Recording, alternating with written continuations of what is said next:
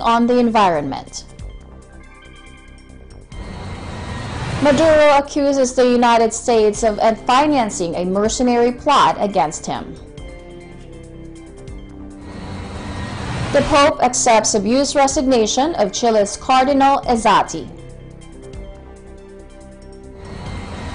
People across the country react to New Zealand's mosque killings. Plus, in the Antofagasta desert, Chileans drink seawater.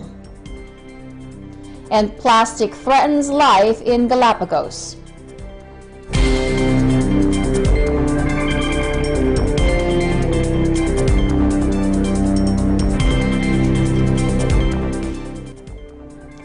Hello everyone, I am Rose Papa Angeles, bringing you stories from around the globe.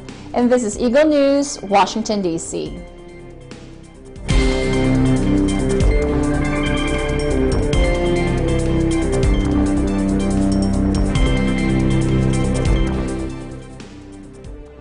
The United Nations Office for the Coordination of Humanitarian Affairs, or OCHA, indicates that they will bring more help for Mozambicans affected by Cyclone Idai. They are running air, land, and water operations in an effort to get to those affected and prevent the spread of disease. Saying that the United Nations Secretary General expresses his solidarity with the people of Mozambique who've been affected by this appalling tragedy. There's no government in this region, there's no government in the world who can respond alone in these types of circumstances, and so we've come in support of the government. We are doing all we can at the moment in support of government to reach those people who need our help. We have a huge number of assets now in country and more on the way in. We're flying helicopter operations, we're doing road operations, we're doing boat operations to reach the people we need to reach. In terms of operations that we have declared system-wide emergencies, there are very few that have taken place in the last decade. Typhoon Yolanda, Haiyan in the Philippines was the sort of similar scale. Certainly, firstly I would say we have had no, as far as I'm concerned, confirmed cases of cholera to date, and that's really important to understand. I agree with the Minister that there will be cases of waterborne disease, and if we're on top of that, we've got the treatment centres set up, we will be able to manage that. It's where we lose disease surveillance through lack of access, it's going to be really problematic. Mozambique's Minister of Land and Environment says cholera and malaria have become unavoidable after the death toll from Cyclone Idai, which devastated Mozambique over a week ago, rises to 446 lives. Disease is threatening to aggravate the already dire conditions facing millions of survivors following the powerful tropical cyclone which ravaged southern Africa 10 days ago, officials warned on Sunday. Cyclone Idai smashed into Mozambique's coast, unleashing hurricane-force wind and rain that flooded swaths of the poor country before battering eastern Zimbabwe, killing 705 people across the two nations. It has increased from 417 to 446 lives. We also have a number of people that were affected, which is 531,000. Obviously, these are preliminary numbers. As soon as we do our survey of the ground, we'll be able to give you updates on this. The UN Office for the Coordination of Humanitarian Affairs, Sebastian Rhodes Stampa, also at the briefing warned that disease outbreaks in inaccessible areas could be really problematic. The World Food Programme said Friday that the humanitarian disaster unfolding in Mozambique is on a par with the situation in Yemen and Syria, which are both in the grip of civil wars. Aid workers from across the world are continuing to arrive in the region to bring help to more than 2 million affected people across an area of roughly 1,160 square miles. Survivors are struggling in desperate conditions, with some still trapped on the rooftops and those rescued in urgent need of food and medical supplies. Describing efforts to control the emerging humanitarian crisis, Korea said, quote, "The government is already setting up a cholera treatment center to mitigate cholera. We should not be frightened when cholera issues arise," unquote. We we'll have cholera for sure. I was explaining in Portuguese that we'll have cholera, we'll have malaria. It's unavoidable in this situation. So the government is opening a cholera treatment center already, and we have teams on the ground. This has been, as you said, a big magnitude disaster. So you have you go around town, everything is destroyed. So we're using the army to help us to secure our products, obviously working with the police force of Mozambique. So our main focus now is to save lives and let the police units take care of security and management. And we need to understand that it's normal. If a human being stays 1 week without water, without food, and he sees food, his reaction is to go after immediately. So we're using the military to organize communities in order for them to receive their food in an orderly manner, which is more effective at the end of the day. Brazilian President Jair Bolsonaro on Saturday said his country does not owe the world anything when it comes to the environment. The far-right leader, who is critical of the Paris Climate Change Accord, was speaking in Chile following Friday's launch of PROSUR, a conservative-minded group of South American leaders. Bolsonaro said he had thanked his counterpart President Sebastián Pinera for agreeing to host in December 2019 the 25th UN Conference on Climate Change, or COP25, originally planned in Brazil. Brazil has declined to host the event, citing impossible objectives. Nós não podemos assinar acordo onde alguns objetivos sejam impossíveis de nós atingirmos. Afinal de contas, o Brasil nada deve para o mundo no tocante à preservação de meio ambiente. 7 right-wing South American presidents, including Bolsonaro and Colombia's Iván Duque, gathered in Santiago to launch the new Regional Forum for the Progress of South America, or PROSUR. Pinera and Duque were behind the idea of creating a new bloc to replace UNASUR, a largely defunct organization created in 2008 by late Venezuelan leader Hugo Chavez and his leftist Brazilian counterpart Luiz Inácio Lula da Silva. Coming up, Maduro accuses the United States of financing a mercenary plot against him. The Pope accepts abused resignation of Chile's Cardinal EZZATI. People across the country react to New Zealand's mosque killings. Eagle News, Washington, D.C. will be right back.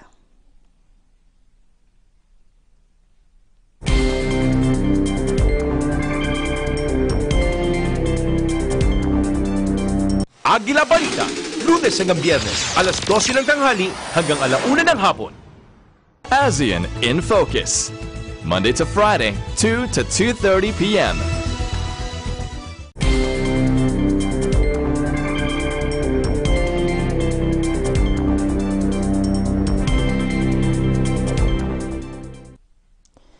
Welcome back. You're watching Eagle News, Washington, D.C.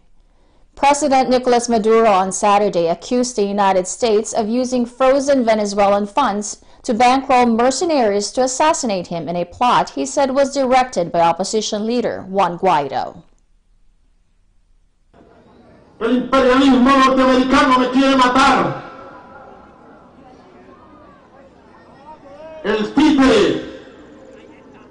El títere diabólico. Le acabamos de desmantelar un plan que dirigía él personalmente para matarme. Porque este señor Marrero ha aportado las pruebas que nos llevaron, y así lo anuncio, a la captura de un poderoso jefe paramilitar colombiano que está en manos de la justicia venezolana. He alleged that Colombia, Venezuela's U.S.-aligned neighbor, was also involved and said that the unidentified Colombian paramilitary chief had been captured in the country and is giving testimony.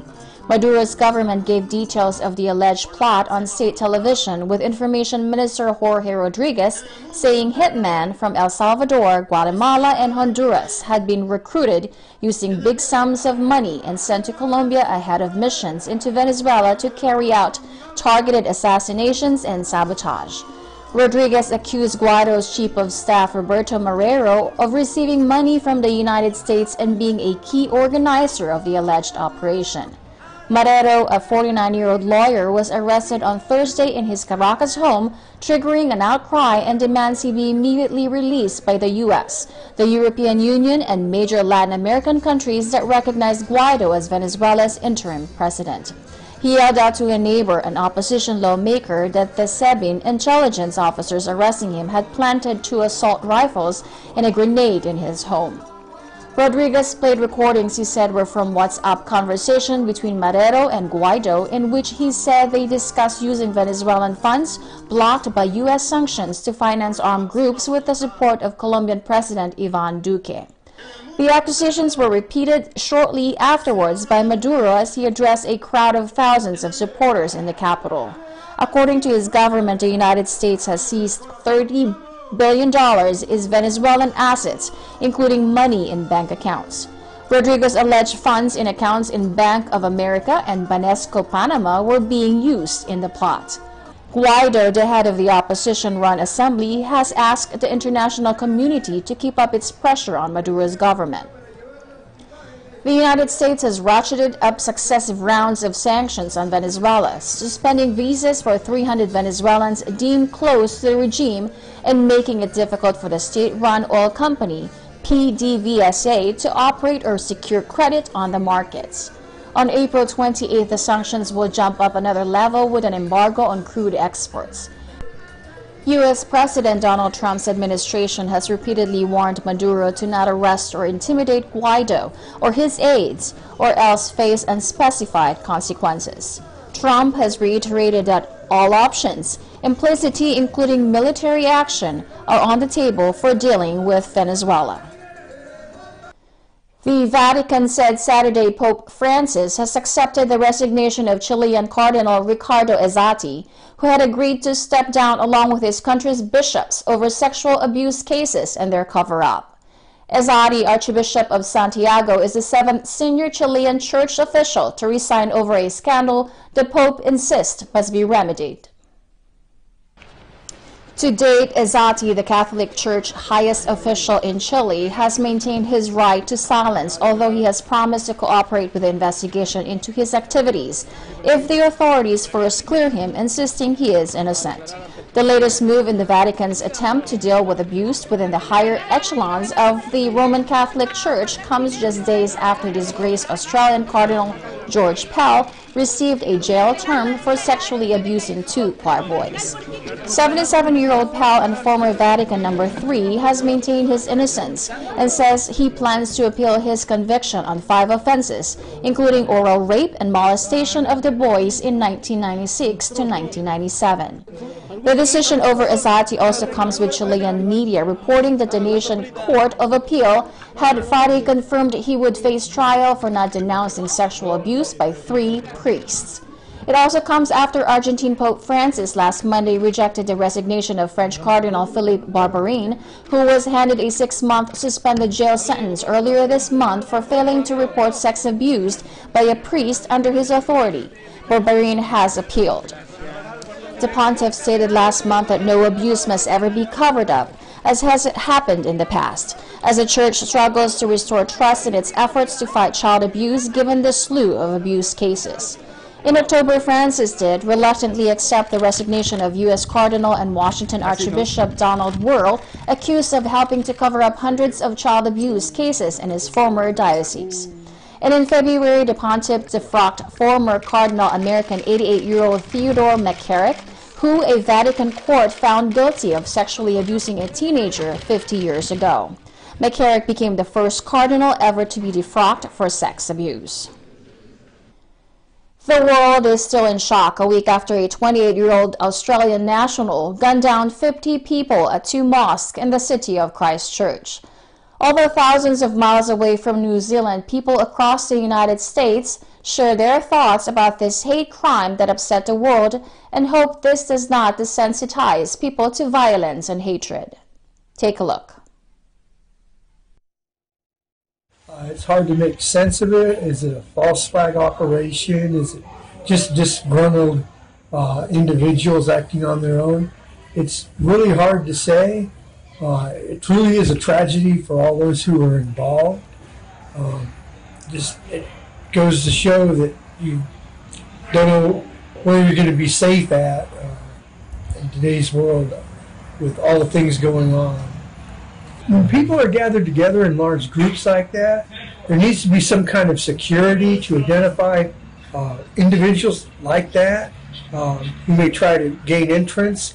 It looks like the guy was able to gain entrance real easily to the mosque, and he was obviously armed. You know, doors being locked, you know, to keep them out, simple things like that. Such acts of violence must be condemned, and it must be ensured that such a way of expression will not be tolerated. The details of the act point towards a deep hatred and cannot be ignored by saying that these people have serious problems. Very surprised, but at the same time not, because surprised that it's happened in New Zealand, not surprised because it's been happening a lot. It's kind of becoming like not everyday thing, but like it's almost like it's normal, but it shouldn't be normal because it's just a religion. And if someone has something against it, there's other ways to do it besides going and shooting 50 people, you know? Right. There's other ways to deal with your issues or your hate or your problems or your conflict with another religion. There's other ways than that. You think the last place that an act of violence, of terrorism like this would happen is to be in a mosque, a place of worship. But it did, and for me, it hits close to home. So, you know, now we just got to be more vigilant whenever we go about our normal everyday business, whenever we go to church. I feel really bad about it, knowing how extremely violent it was, and it just shows that racism is prominent in the world nowadays. And to avoid these events happening in our neighborhood is to not let racism prosper. And we should have activities that would help each race or ethnicity to socialize and communicate with one another so we can destroy the boundaries that separate humanity. When I first heard of the mass shooting in a mosque in New Zealand, I felt so upset, especially when I see innocent people getting killed because of these hate crimes. People are killing other people because of hatred, and this is happening almost every day around the world. One of the ways to help the community is to be better educated how to react in emergency situations, like in the case of an active shooter. Here in Corpus Christi, the police department offers free seminar on active shooter to schools, to churches, and to local organizations.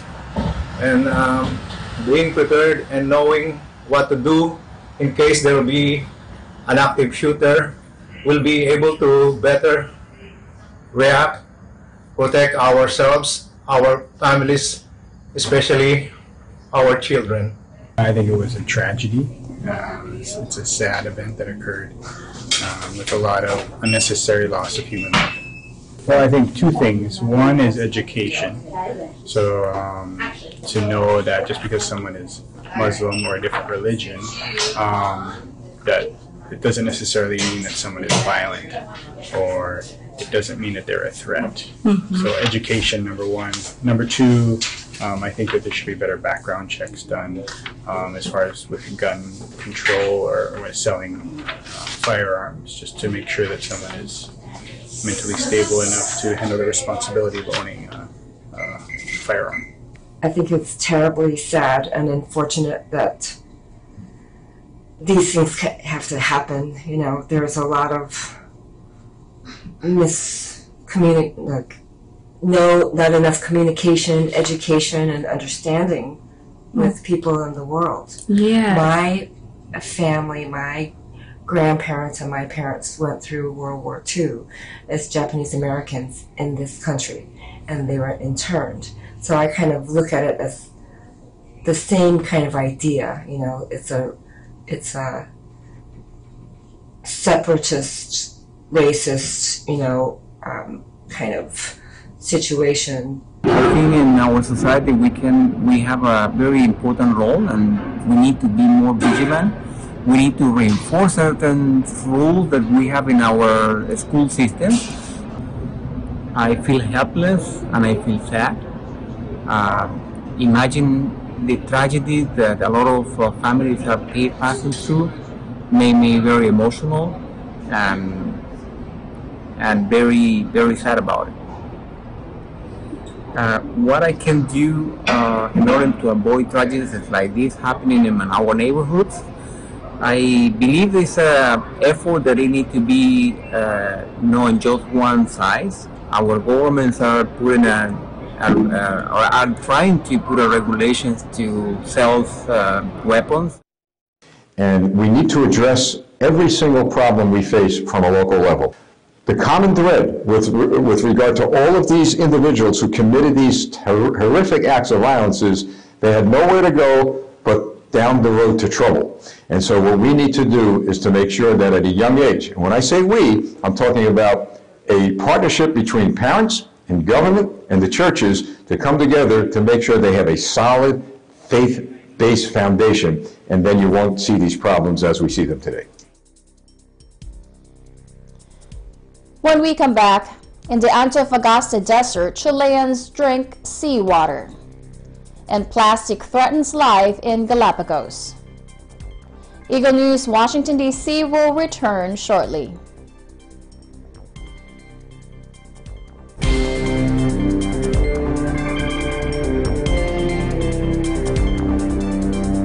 ASEAN in Focus, Monday to Friday, 2 to 2:30 p.m.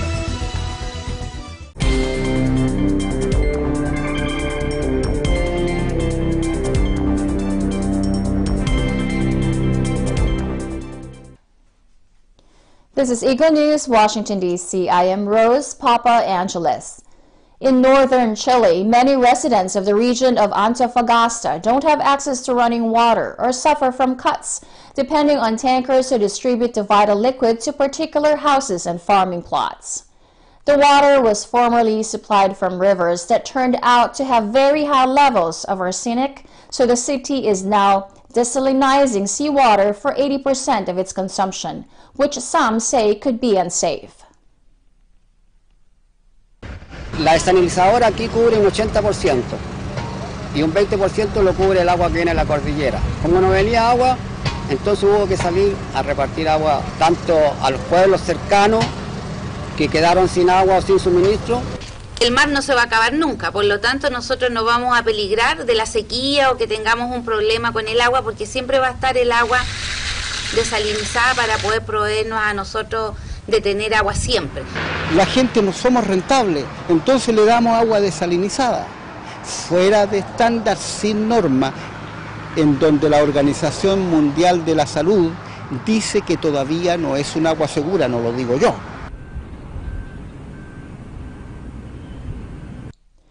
Park rangers and volunteers collect garbage on the coast of the unpopulated Isabela Island, as tons of plastic waste washed up on the shores of the Galapagos Islands, where microparticles end up in the stomachs of endemic species found only in the Pacific archipelago, 1,000 kilometers west of mainland Ecuador. Armed only with gloves and large sacks, park rangers and volunteers are battling the scourge of plastic waste blighting the idyllic Galapagos Islands and their unique creatures. Those microparticles, often from waste discarded in big cities from other countries and even continents, are perhaps one of the greatest threats to the iguanas, tortoise, birds, and fish of the Galapagos. Que así estamos eliminando la basura que se acumula en estos sitios, evitando así que esta basura siga degradándose y llegue a ser o a convertirse en microplástico. Todo eso nos sirve para tratar de identificar el origen de la basura que llega a estas costas donde no hay población. Sun rays and the ocean salt water break down bottles, bags, lids, containers, and fishing nets. Yet while those objects may appear solid to the naked eye, when battered against rocks or by the force of waves, microparticles splinter off, which are subsequently ingested by animals. Every year, and despite the punishing heat and sun, expeditionary groups arrive at Galapagos beaches to survey the damage caused by man. Toys, shoes, lighters, pens, and tin cans are amongst the waste found in areas used by animals, including some in danger of extinction. In an inhabited zone such as Punta Albemarle in the far north of Isabela Island, waste from far and wide was discovered. PNG Director George Carrion said more than 90% of the waste gathered do not come from Galapagos activities, but rather from South America, Central America, and even a great deal of waste with Asian branding. Hemos botado tanta basura al mar y esto ha llegado a costas donde ni siquiera existe gente, pero ya hay basura. Es muy triste ver animales que han muerto, ver nidos de aves que están mezclados con la basura.